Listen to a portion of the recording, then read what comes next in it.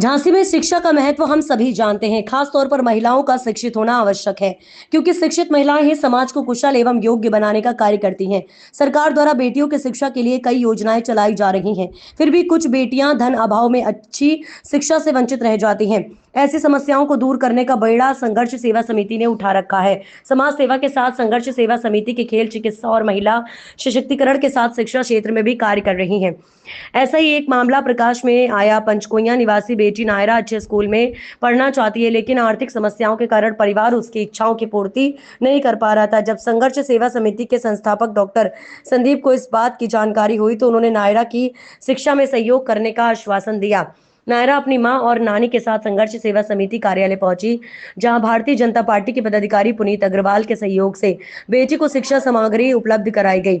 शिक्षण सामग्री प्राप्त कर नायरा की आंखों में खुशी स्पष्ट झलक रही थी। वहीं उनकी मां और नानी भी डॉक्टर संदीप एवं पुनीत अग्रवाल के हृदय से आभार व्यक्त किया। इस अवसर पर डॉक्टर संदीप ने कहा कि शिक्षा वर्तमान युग का सबसे बड़ा हथियार है। एक शिक्षित व्यक्ति सभ्य समाज का निर्माण करता है। शिक्षा के कारण ही आज कुछ लोग समाज की मुख्य धारा से पिछड़ते जा रहे हैं।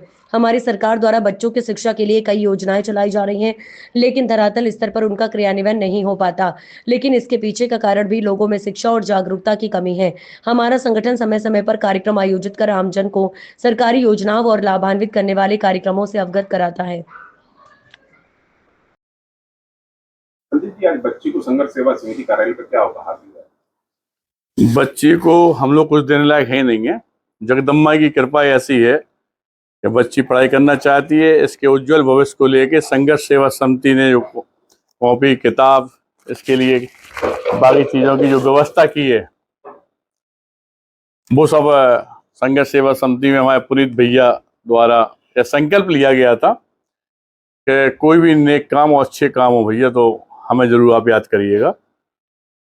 क्योंकि बेस्ट वर्ग जो होता है वो हमेशा से ही दूसरों की सहायता में ही अपनी पूरी जिंदगी निकाल देता है।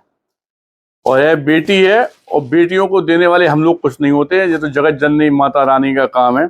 बेटी का नाम नायरा, माँ का नाम नेहा झा और पिता का नाम राजीव। क्योंकि आप गेट वगैरह बनाने का काम करते हैं, कष्ट में थोड़ा सा समय व्यतीत हो रहा है जिंदगी का, जिसकी वजह से यह बेटी अपने बड़े पापा के पास अपने हमारी बेटी बन के आई हुई है। और आप नानी जी हैं।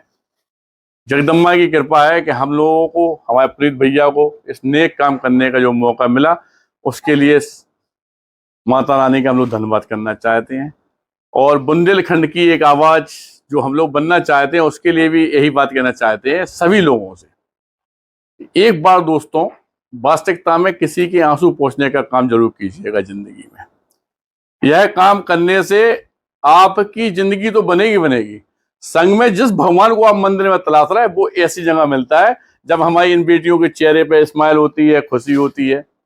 इस नेक काम को करने में बहुत बड़ा साथ और प्यार जो पुनीत भैया का रहा, इस इनके लिए संघर्ष सेवा समिति धन्यवाद करती है। और थैंक यू वेरी मच भैया को मन से, तन से, धन से धन्यवाद देना चाहती है कि हे सच्चे पातशाह दीनदयाल प्रभु, गरीब निवाज इन्हें ऐसे ही सेवा में लगाए रहें और ऐसे ही इन्हें धन मन तन से खुशहाल रखें, शरीर से खुशहाल रखें और आपकी सेवा ऐसे ही प्रवान होती जाए।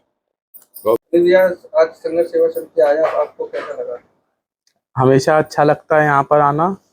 हमारे संदीप सरावगी जी जो समाज सेवा में हमेशा संघर्षरत रहते हैं, उनका एक छोटा सा आग्रह था कि एक बिटिया पढ़ना चाहती है, उसके परिवार में आर्थिक संकट चल रहा है, तो उसके जो भी छोटा सा सहयोग कर सके, उन्होंने बहुत छोटा सा सहयोग बताया था।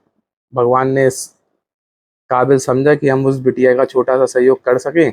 और वैसे तो इन सब चीज़ों के बारे में प्रदर्शन अच्छा नहीं होता है, हमने मना भी किया, पर संदीप भैया कहना था कि आप ऐसा नहीं करेंगे तो और लोगों को प्रेरणा कैसे मिलेगी।